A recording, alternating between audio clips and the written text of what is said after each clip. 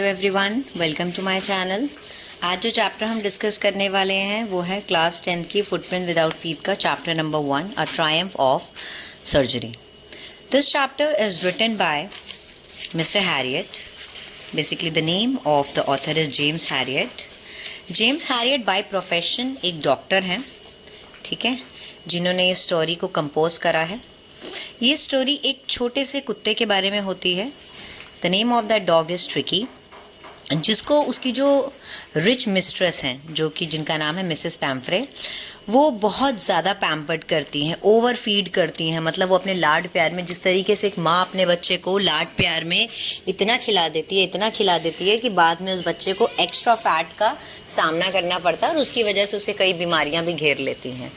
तो अल्टीमेटली यही हुआ ट्रिकी के साथ, जिसको ओवर प्यार करने वाली जो मिसेस पैम्फ्रे थी, उनका ओवर प्यार, ओवर पैम्परिंग उसके लिए मौत का फंदा बनता चला गया। ठीक है, चलिए अब हम पढ़ते हैं, लाइन बाय लाइन समझेंगे इस चैप्टर को। Let's start with it. I was really worried about Tricky this time. I had pulled up my car when I saw him in the street with his mistress and I was shocked at his appearance. मैं tricky को लेके बहुत ज़्यादा worry था इस बार। मैंने जब tricky को देखा तो मैंने अपनी गाड़ी रोकी और मैंने जब उसको स्ट्रीट पे उसकी मिस्ट्रेस के साथ देखा तो मैं उसकी अपीयरेंस, मतलब उसके जो वो जिस तरीके से दिख रहा था, उसको देख के मैं बहुत ज़्यादा शॉक्ड रहा। He had become hugely fat, like a blotted sausage. Blotted sausage, आप लोगों ने मांस का टुकड़ा देखा होगा ना, आजकल जैसे सॉसेजेस होते हैं एक काइंड ऑफ बैग में मीट के जो आपका मिन्स्ड मीट होता है एक तरीके से, वो भरा जाता है। तो एक ऐसा लग रहा था मांस का जैसे कोई लोथड़ा हो, with a leg at each corner. बीच में एक मांस का बहुत बड़ा टुकड़ा और उसके चारों तरफ उसकी टांगे थी। ठीक, his eyes bloodshot and rheumy. Bloodshot मतलब होता है जब खून की कमी की वजह से आंखों के नीचे वाइटनेस दिखने लगती है, घेरे से बन जाते हैं, छोटी छोटी लगने लगती हैं, जिससे समझ आता है जब इंसान का फेस काफ़ी फैट हो जाता है तो आप देखेंगे उसकी आइज़ के एरिया में नीचे थोड़ा थोड़ा सा आपको वाइटनेस दिखेगी, कि अंदर से लगता है कि हाँ, बॉडी में फ़ैट तो भले ही बहुत ज़्यादा है लेकिन खून की कमी या एक्स्ट्रा प्रोटीन की कमी उसमें समझ आती है। एंड र्यूमी मतलब कीचड़ से भरी उसकी आंखें, जैसे बीमारी वाला शरीर, बीमारी वाली जैसी हालत होती है ना, उस तरीके से उसकी आंखें दिख रही थी। Stared straight ahead and his tongue lolled from his jaw.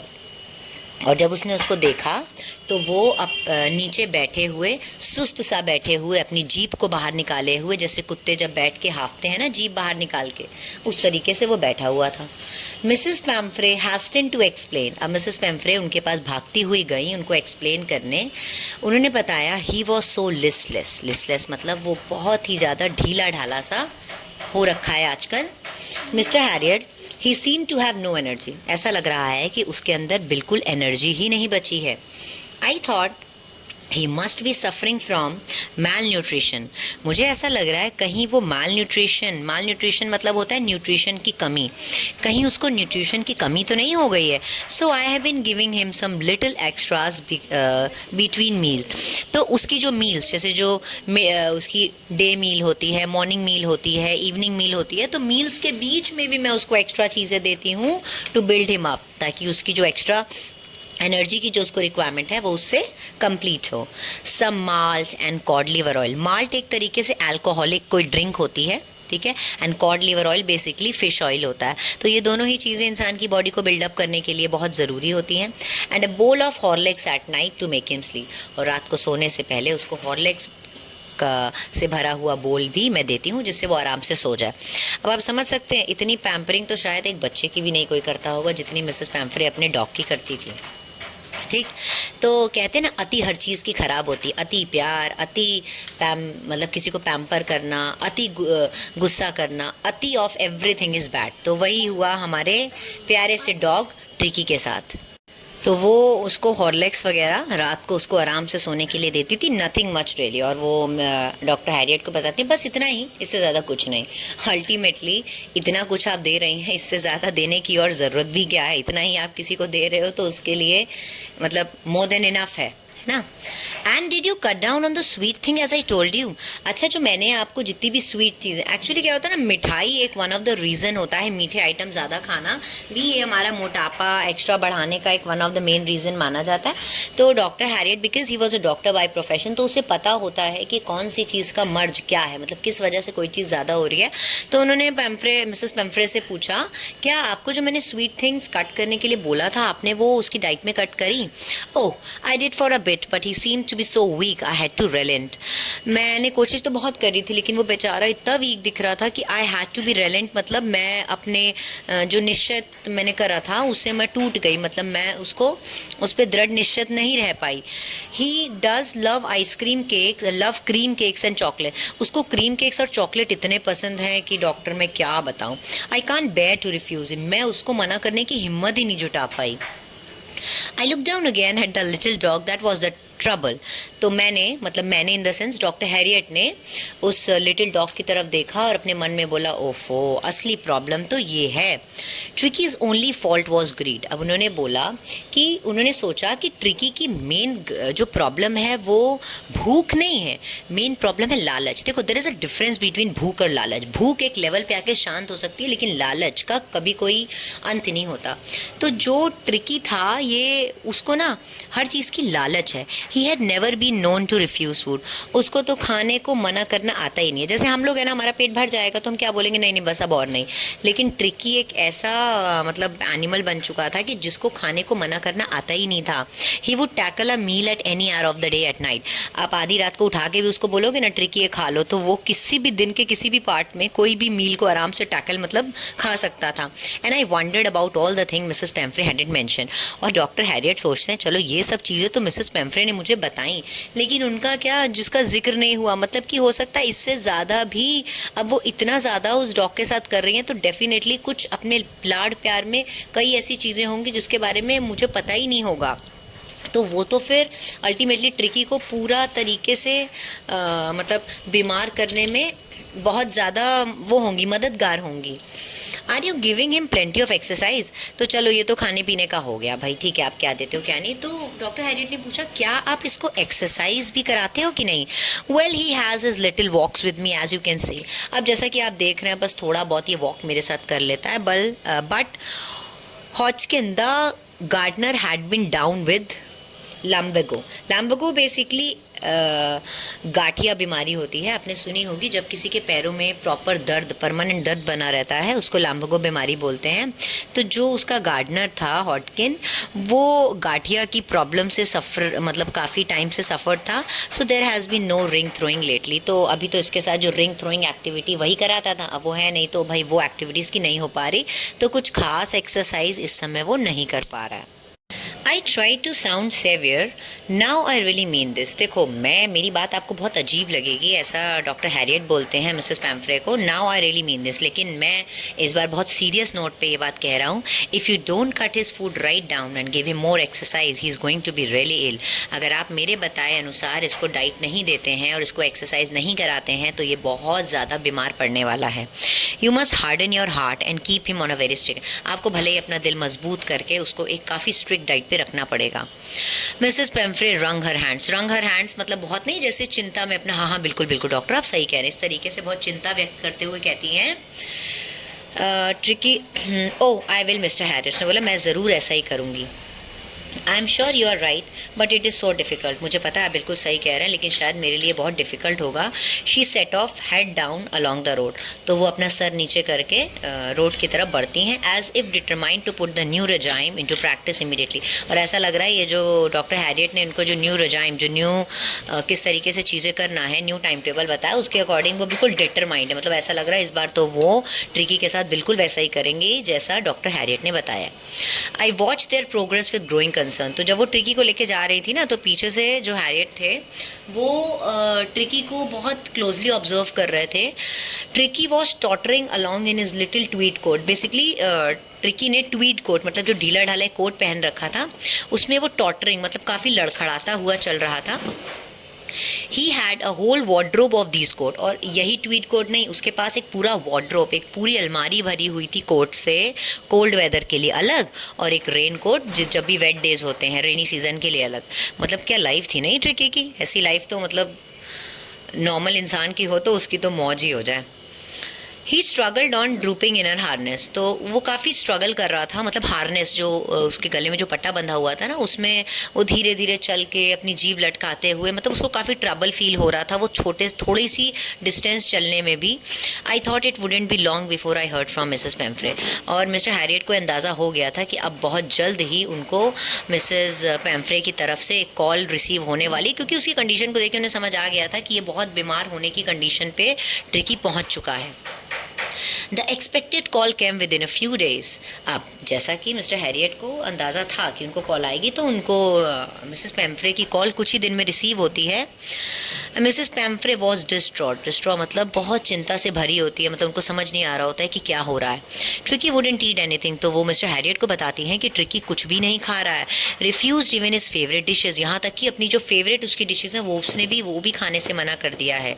And besides, और इन सब के अलावा didn't want to go for, he had bouts of vomiting, मतलब उसको वॉमिट पे वॉमिट होती जा रही है, उल्टियों पे वो उल्टियाँ कर रहा है। ही spent all his time lying on a रग पैंटिंग, वो अपना सारा टाइम रग मतलब जो मैट होती है उसके ऊपर लेटे लेटे बिता देता है, पैंटिंग मतलब हाफते हाफते। Didn't want to go for walks, didn't want to do anything, ना वॉक पे जाने को तैयार है और ना कुछ करने को तैयार है। I had made my plan in advance. अब डॉक्टर हैरियट ऑलरेडी, भाई वो डॉक्टर है ना, तो वो उन्होंने तो उसी दिन उसके मर्ज को और उसके इलाज को पहचान लिया था। वो जानते थे कि Mrs Pumphrey is one of the reason कि ट्रिकी अपनी जो चीज़ें हैं उससे रिकवर नहीं कर पा रहा, तो उनको तो पता ही था, वो ऑलरेडी अपने प्लान से एडवांस में मतलब उन्होंने बनाई रखे थे। The only way was to get Tricki out of the house for a period. अब वो जानते थे कि ट्रिकी को सही करना है तो उसको मिसेस पेम्फ्रे से दूर कुछ दिन रखना बहुत ज़रूरी है, नहीं तो उनके लाड और एक्सेस प्यार में ट्रिकी को चाह के भी कभी कोई नहीं सही कर सकता। I suggested that he be hospitalized for about a fortnight. Fortnight मतलब होता है पीरियड ऑफ 15 डेज। तो उन्होंने मिसेस पेम्फ्रे को बोला कि मुझे लगता है कि इसको 15 दिन के लिए मुझे अपनी ऑब्जर्वेशन में रखना पड़ेगा, तो आपको इसको हॉस्पिटलाइज करना पड़ेगा। द पुअर लेडी ऑलमोस्ट स्नूड मतलब एक तरीके से स्टंड रह गए, तो थोड़ी देर के लिए तो उनको कुछ समझ ही नहीं आया कि डॉक्टर हैरियट ने क्या बोल दिया। मतलब वो अपनी लाइफ ट्रिकी के बिना इमेजिन भी नहीं कर सकती थी। अब आप ये भी कह सकते हो मिसेस पेम्फ्रे उसको बर्बाद नहीं करना चाहती थी, या उसको वो नहीं चाहती थी, वो खुद उसकी हालत के लिए बहुत परेशान थी, लेकिन वो क्या करें, वो मजबूर थी उसके प्यार में। जैसे एक माँ अपने बच्चे को, उसको नहीं पता चलता है कि उसका बच्चा कब गलत तरीके या गलत उसकी मतलब उसके प्यार का गलत फ़ायदा उठाने लगता है, लेकिन माँ बाप तो जो भी करते हैं अपने बच्चों के अच्छे के लिए, कि उनको लगता है कि जो चीज़ें हमें नहीं मिल पाई या हम नहीं जिन चीज़ों का लुत्फ़ उठा पाए हमारे बच्चे उठाएं। लेकिन आजकल के बच्चे उन चीज़ों को बहुत गलत तरीके से लेके वो अपने माँ बाप के दिए हुए प्यार लाड का गलत जो फ़ायदा उठाते हैं, एक तरीके से वो अल्टीमेटली गलत है। तो यहाँ पे जो मिसेस पेम्फ्रे हैं वो बहुत परेशान हो जाती हैं ये सुन के कि उसको हॉस्पिटलाइज करना पड़ेगा। She was sure he would pine and dine if he did not see her every day. और उनको ये अंदाज़ा हो गया था कि अगर ट्रिकी उनको रोज़ नहीं देखेगा, मतलब उसको आदत है ना मिसेस पेम्फ्रे की, तो अगर मिसेस पेम्फ्रे उसको नहीं दिखी रोज़ तो पाइन एंड डाइन मतलब वो बहुत तड़पेगा और तड़प के वो मर जाएगा। मतलब एक तरीके से कहते हैं ना कि अरे मैं तुम्हारे बिना मर जाऊंगी, तो वो एग्जैक्टली कोई नहीं मरता, लेकिन हाँ ये दिखाने के लिए कि अपनी मतलब एक्सट्रीम पॉइंट दिखाने के लिए हम ये बोलते हैं कि अगर उसको मैं नहीं दिखी तो वो तो तड़प के मर जाएगा, ठीक। बट आई टूक अ फर्म लाइन, लेकिन मैंने इस बार ये डॉक्टर हैरियट, जब मैं बोलूँ ना तो मैंने मतलब ऑथर समझना डॉक्टर हैरियट, तो मैंने लेकिन एक फर्म लाइन बना दी थी, बहुत स्ट्रिक्टली उनको ये बात बोल दी थी। Tricki was very ill and this was the only way to save him. मैंने उनको समझा दिया था कि ट्रिकी बहुत ज़्यादा बीमार है और उसको एकमात्र तरीका उसको सही करने का यही है कि उसको हॉस्पिटलाइज तो होना ही पड़ेगा। I thought it best to take him without delay and followed by Mrs Pumphrey's wailing. अब बिना डीले के मुझे उसको ले जाना चाहिए यहाँ से, फॉलोड बाय मिसेस पेम्फ्रे वेलिंग। वेलिंग मतलब होता है विलाप, एक तरीके से क्राई।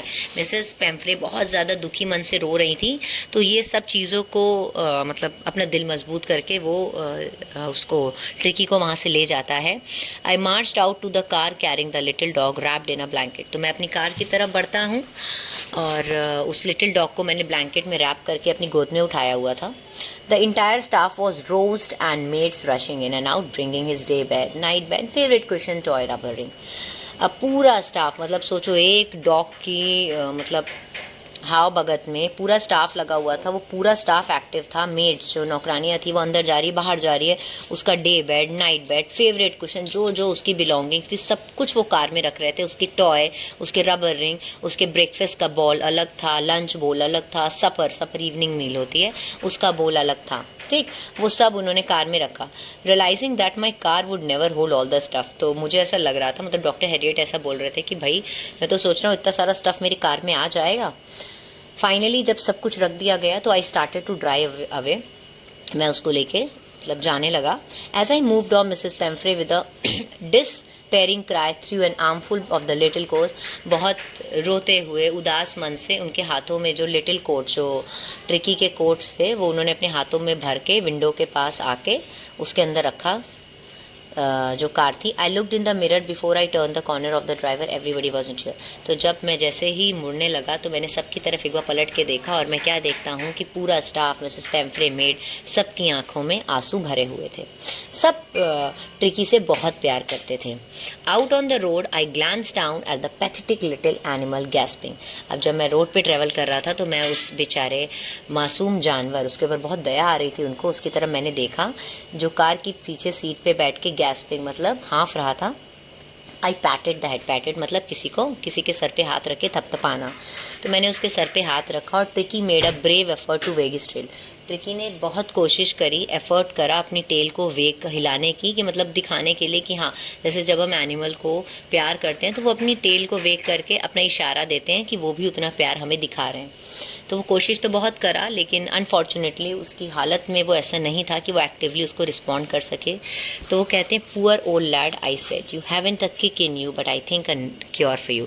उसने बोला, मैं समझ सकता हूँ कि अब तुम्हारे अंदर कुछ भी नहीं बचा है, तुम बेजान हो चुके हो, लेकिन यकीन मानो मैं तुम्हारा इलाज बहुत अच्छे से जानता हूँ। At the surgery the house hold dog searched around me. तो जब मैं अपने सेंटर पहुंचता हूं तो जो मेरे घर के कुत्ते थे वो मेरे आसपास पूरी तरीके से जमा हो जाते हैं। Tricky look down at the noisy pack, तो ट्रिकी वो नॉइजी पैक मतलब जो झुंड वहाँ इकट्ठा हुआ था उनकी तरफ देखता है विद डल आइज, उसकी आइज काफ़ी डल थी। एंड व्हेन पुट डाउन, और जब मैंने ट्रिकी को नीचे बैठाया, ले मोशनलेस, ऐसा लगता है ना कोई चीज़ जैसे पानी का थैला है उसको नीचे रखा तो वो पूरा फैल गया, तो वो मोशनलेस की तरह वहाँ लेथार्जिक एक तरीके से काफ़ी लेजीनेस में वो पूरा लेट गया on the carpet. The other dog after sniffing around, आप देखते हैं ना जब घर में कोई नया बंदा आता है तो डॉग्स उसको सूंघ के पूरी तरीके से एक एक कोना सूंघ के जब उसकी स्मेल वो ले लेते हैं तो वो उसके बाद उसको छोड़ देते हैं, लेकिन जब तक वो पूरा उसको स्निफ नहीं करते हैं, उसको सूंघ नहीं लेते हैं, तब तक उसके आसपास घूमते रहते हैं। तो वो पूरी तरीके से ट्रिकी को स्निफ करने के बाद decided he was an uninteresting object and ignored him. फिर उनको समझ आता है कि काफ़ी अनइंटरेस्टिंग है, मतलब उनको जो ट्रिकी था वो काफ़ी इंटरेस्टिंग नहीं लगा, तो उन्होंने भी उसको इग्नोर कर दिया। I made up a bed for him in a warm loose box next to the one where the other dog slept. तो बाकी के कुत्ते जहाँ सो रहे थे तो मैंने उसके बगल में उसका बेड, एक वार्म लूज बॉक्स, एक बॉक्स में एक अच्छा सा उसका बेड बना दिया। For 2 days I kept an eye on him, तो 2 दिन तक मैं लगातार उसको ऑब्जर्व करता रहा। Giving him no food but plenty, मैंने उसको 2 दिन तक बिल्कुल खाना दिया सिवाय पानी के, ठीक। At the end of the second day he started to whimper when he heard, तो 2 दिन के अंत में आते आते जब मैंने उसको खाना नहीं दिया, सिर्फ पानी दिया, तो उसमें क्या चेंज दिखा कि जब उसने बाकी डॉग्स की आवाज़ सुनी ना, यार्ड में गार्डन में घूमते या चिल्लाते या खेलते हुए, तो वो धीरे धीरे चिल्लाने, मतलब विम्पर साउंड करने लगा, कि जिससे वो दिखा रहा है कि वो भी उनके साथ इंजॉय करना चाहता है।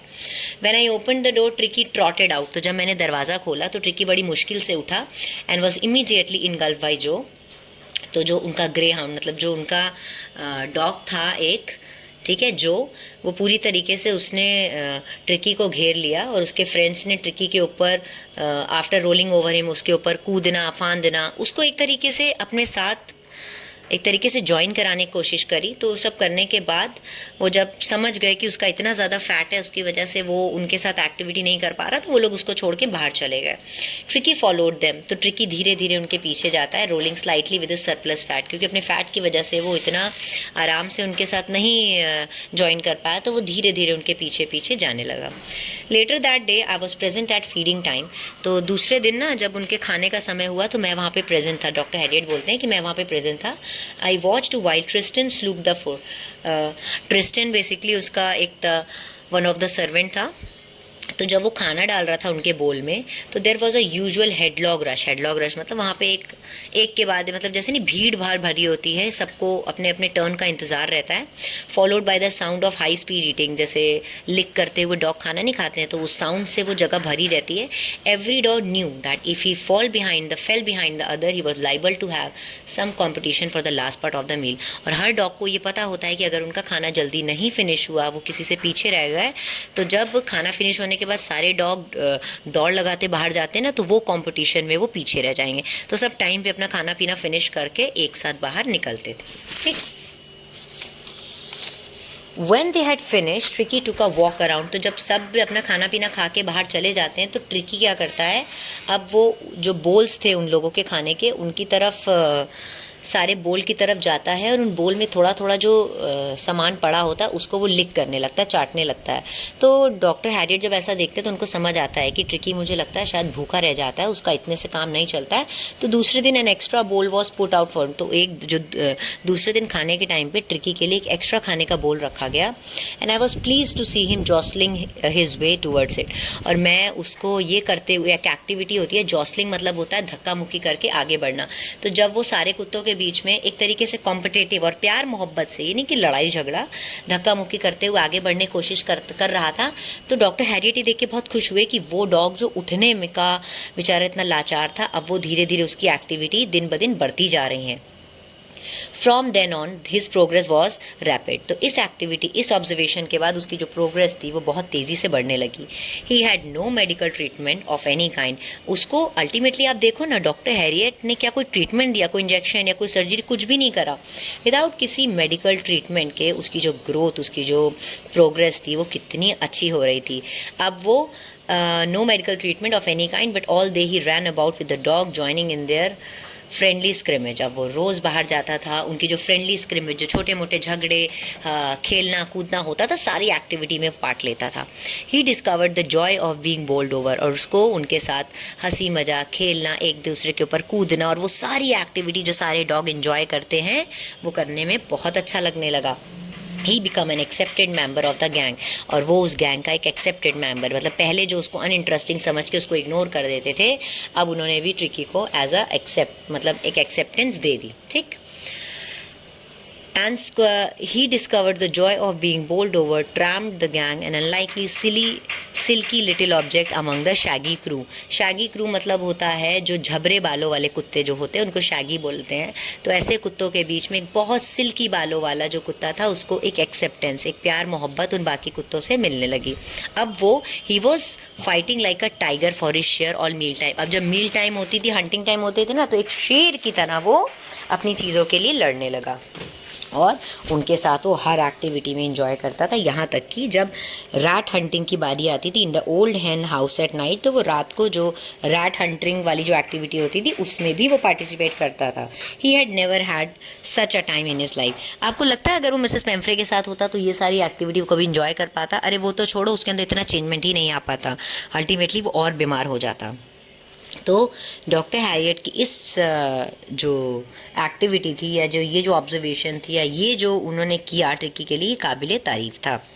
All the while Mrs. Pamphray hovered anxiously in the background, ringing a dozen times a day। अब इतने दिन हो गए मिसेस पेम्फ्रे हॉवर्ड मतलब इधर उधर घूमती रहती थी अपने घर में, और काफ़ी एंशियस रहती थी वो जानने के लिए कि क्या हो रहा है वहाँ, ट्रिकी कैसा है। तो वो एक दिन में 10-10 बार फ़ोन करती थी हर लेटेस्ट बुलेटिन, मतलब हर लेटेस्ट न्यूज़ को जानने के लिए। I dodged the question about whether his question. तो जब भी मिस्टर हैरियट उनकी कॉल अटेंड करते थे, तो उनके जो ये क्वेश्चन होते थे ना, whether his questions were being turn regularly और not, his correct coat, he was wearing correct coat और नॉट, कि उसको हर चीज़ उसकी बदल रहे हैं कि नहीं, टाइम से उसका बेड लगा रहे हैं कि नहीं, उसको वेदर के अकॉर्डिंग कपड़े पहनाए कि नहीं, इन सब का जवाब वो जनरली नहीं देते थे। और जब एक दिन वो इस तरीके से जब क्वेश्चन कर रही थी, उसके बीच में उन्होंने बोला, मिसेस पेम्फ्रे, ही हैड रिकवर्ड, वो काफ़ी रिकवर कर गया है, अब उसकी हालत में पहले से बहुत सुधार आया है। ठीक। और उन्होंने ये बोला कि the little fellow was out of danger. उन्होंने कहा वो जो मासूम, जो छोटा सा जानवर था, वो अब हर खतरे से बाहर है। The word convalescing seem to be something to Mrs Pumphrey. ऐसा लग रहा था ये जो वर्ड था कॉन्वेल्सिंग, एक तरीके से स्वस्थ लाभ, एक तरीके से किसी जब कोई बिल्कुल सही हो जाता है तो उसको बोलते हैं हम कॉन्वेल्सिंग। तो ये वर्ड सुनते ही ऐसा लग रहा था मिसेस पेम्फ्रे के कानों में एक अलग ही तेज़ी आ गई। She started to bring round fresh egg 2 dozen. अब भैया वो उसकी, अब जैसे वो जान गई कि वो बिल्कुल सही हो गया, तो वो उसके लिए दर्जन दर्जन अंडे 2-2 बार दिन में उसकी स्ट्रेंथ को और बिल्डअप करने के लिए भिजवाने लगी। For a happy period my partner and I had 2 egg. तो वो ये सब खाना, जो डॉक्टर हैरियट थे वो ये सब खाना ट्रिकी तक पहुँचाते ही नहीं थे। वो क्या करते थे, वो और उनके स्टाफ में इस खाने को आराम से इंजॉय करते थे। तो वो बताने लगे कि हम लोग की तो भाई मौज ही हो गई थी। हम लोग ब्रेकफास्ट में अंडे, वाइन की बोतलें जो आ रही थी वो काफ़ी, मतलब सिचुएशन इतनी अच्छी थी कि क्या बताएं। मतलब मिसेस पेम्फ्रे का ट्रिकी के लिए जो ओवर पैम्पर्ड प्यार था, अब तो उसको हम भी इंजॉय करने लगे थे। And real possibility arrive, the real possibility of the situation began to dawn on the household. और अब जो घर में हर इंसान उस चीज़ की पॉसिबिलिटी को, की सीरियसनेस को समझने लगा था कि वाकई में ही ट्रिकी के जो इस तरीके के फैट का कारण ये मिसेस पेम्फ्रे का एक्स्ट्रा प्यार ही था। क्योंकि वो इस तरीके से जो खाना भेज रही थी तो सब समझ गए थे कि हाँ, इसका अफेक्ट की वजह से ही ट्रिकी इस हालत में पहुंचा था। ठीक। We could hardly believe it when the brandy come to put a final edge on tricky constitution for a few nights, a fine spirit। अब हम लोग ये समझ लीजिए, जो ब्रांडी उसके लिए आती थी उसको हम लोग लास्ट सिप तक पूरी तरीके से एंड कर देते थे। कुछ रातें तो हम लोग की इतनी, मतलब हम लोग आग जला लेते उसके पास, मतलब आराम से बैठ के खूब इंजॉय करते थे, वो दारू वगैरह पीते थे और अच्छी खासी हम लोग की रातें गुजर रही थी। There were days of deep content, starting well with the extra egg in the morning, improve and sustained by the midday। वही बताने लगे कि अब तो ऐसा लग रहा था रोज़ उठो, अंडे खाओ, शाम को आओ, वाइन पियो और आराम से ब्रांडी के साथ रात को सो जाओ। It was a temptation to keep Tricki as a permanent guest. अब ऐसे डॉग को कौन अपने घर में नहीं रखना चाहेगा एज अ गेस्ट भाई, जिसकी वजह से उनकी तो मौज ही मौज थी। But I knew Mrs Pumphrey was suffering and after fortnight. तो लेकिन डॉक्टर हैरियट ये भी जानते थे कि मिसेस पेम्फ्रे किस तरीके से उसके बिना गुजारा कर रही होंगी। और आफ्टर अ फोर्टनाइट, तो वो 15 दिन के पीरियड के बाद फेल्ट कंपेल्ड, उनको मतलब उनसे भी नहीं रहा गया डॉक्टर हैरियट से, तो उन्होंने उसको मिसेस पेम्फ्रे को फ़ोन किया and tell her that the little dog has recovered and was awaiting collection. उन्होंने कहा कि वो डॉग बिल्कुल सही हो गया और वो आपका बेसब्री से इंतज़ार कर रहा है। Within minutes, about 30 feet of gleaming black metal drew up outside the surgery। मात्र 30 मिनट, आधे घंटे में ही एक बड़ी सी 30 feet long gleaming black metal, एक तरीके से चमचमाती हुई कार उनके जो सेंटर था उसके बाहर आके खड़ी हुई। The chauffeur open the door. Chauffeur basically किसको बोलते हैं, जो आपका ड्राइवर होता है उसको बोला जाता है। उसने जो डोर था कार का वो ओपन करा and I could just make out the figure of Mrs Pumphrey almost lost in the interior. Mrs Pumphrey जो बिल्कुल पहचान में नहीं आ रही थी, तो वो एक हाथ के ऊपर अपना दूसरा हाथ, एक तरीके से होता है ना जब आप कोई एक तरीके से सरप्राइज़ देखने जाते हो तो आप बड़ा बेसब्री से उसका इंतज़ार करते हो, तो वो अपने हाथों को टाइटली बंद करके ऐसे बैठी हुई थी। हर लिप्स ट्रेम्बल्ड, एक तरीके से उनके जो लिप्स थे वो कांप रहे थे। Oh doctor Herriot, do tell me the truth, is it really better. तो कहती डॉक्टर हैरियट प्लीज़ मुझे सच बताइए, क्या वाकई में मेरा ट्रिकी बिल्कुल ठीक हो गया है? Yes he is fine, there is no need for you to get out the car, I will go and fetch him. Yes वो बिल्कुल सही है और आपको कार से बाहर आने की कोई ज़रूरत नहीं है, मैं जाता हूँ और उसको लेके आता हूँ। I walk through the house into the garden. तो मैं अंदर गया तो घर के साथ में जो उसके गार्डन था वो वहाँ पहुँचा। A mass of dog was hurtling round and round the lawn. तो वो जितने भी वहाँ उसके कुत्ते थे वो वहाँ आराम से खेल कूद रहे थे लॉन में। इन देयर मिड्स मतलब उसके बीच में, ईयर फ्लैपिंग, कानों को हिलाते हुए, अपनी टेल को हिलाते हुए, गोल्डन कलर का बहुत प्यारा डॉग जिसका नाम था tricky. In 2 weeks he had been transformed into a lithe hard muscle animal। 2 हफ्तों के अंदर वो बिल्कुल एक्टिव और hard muscle kind of animal बन गया। He was keeping up well with the pack, और वो पैक के साथ मतलब बाकी कुत्तों के साथ बहुत अच्छे से घुल मिल गया और वो सारी एक्टिविटी इंजॉय करने लगा। Stretching out in great bonds, और वो बहुत लंबी लंबी छलांगे मारते हुए, हिज चेस्ट जो उसका सीना था वो ऑलमोस्ट ग्राउंड को टच कर रहा था। वो इस तरीके का एक एक्टिव एनिमल में ट्रांसफॉर्म हो चुका था। I carried him back along the passage, और मैंने उसको उठा के दोबारा से उसी पैसेज जिस रास्ते से वो आया था उस रास्ते से वो वापस जाने लगा, उसको मिसेस पेम्फ्रे के पास, क्योंकि उसको लेके जाना था। The chauffeur was still holding the car door open, जो उनका ड्राइवर था वो अभी भी दरवाज़ा जो उनकी कार का गेट था वो अभी भी उसको खोल के खड़ा हुआ था। और ट्रिकी ने जैसे ही अपनी मिस्ट्रेस को देखा, he took off from my arms in a tremendous leap, तो मेरे हाथों से वो एक ऊंची छलांग मारते हुए सीधा जाके मिसेस पेम्फ्रे की गोद में कूद गया। शी गेव अ स्टार्टल्ड, और वो बिल्कुल शॉक रह गई। Oh, and then had to defend, और वो इस तरीके से इतना एक्टिव हो गया था कि वो उनके ऊपर नीचे आगे पीछे वो इतनी एक्टिविटी कर रहा था कि हाथों से उन्हें अपना चेहरा छुपाना पड़ा, licking her face and barking, और वो उनके फेस को लिक कर रहा था, बाक कर रहा था, एक तरीके से अपना प्यार दिखा रहा था। वो कितना उसने भी मिसेस पेम्फ्रे को मिस करा है वो ये दिखाने की कोशिश कर रहा था। During the excitement I help the chauffeur to bring, तो जब वो अपनी एक्साइटमेंट में खोए हुए थे, मैंने जो उनका ड्राइवर था उसकी हेल्प करी, उसके बेड, टॉय, कुशन, कोट, बोल, वो सब लाने में, जिसका बिल्कुल भी यूज़ नहीं हुआ था। उन्होंने मिसेस पेम्फ्रे को बताया ये सब आपने भेजा तो था, लेकिन इनमें से कुछ भी यूज़ नहीं किया गया। As car moved away Mrs Pumphrey leaned out of the window, तो जैसे ही कार में वो सब बैठ गए, मिसेस पेम्फ्रे अपनी विंडो से बाहर आई। उनकी आंखों में आंसू भरे हुए थे और उनके होठ ऐसा लग रहा था कांप रहे थे। Oh Mr Herriot, she cried, how can ever thank you. Mr Herriot, आपने जो किया है मैं उसका धन्यवाद कैसे करूं। This is a triumph of surgery, ये एक तरीके से जीत है। किस जीत की? विदाउट सर्जरी जो आपने करके दिखाया है, ये उसके ऊपर आपने विजय पाई है। This is really a triumph of surgery. Thank you so much. I hope आपको चैप्टर समझ आया होगा। इसको अपने फ्रेंड्स के साथ शेयर, लाइक, सब्सक्राइब ज़रूर करें। Thank you so much.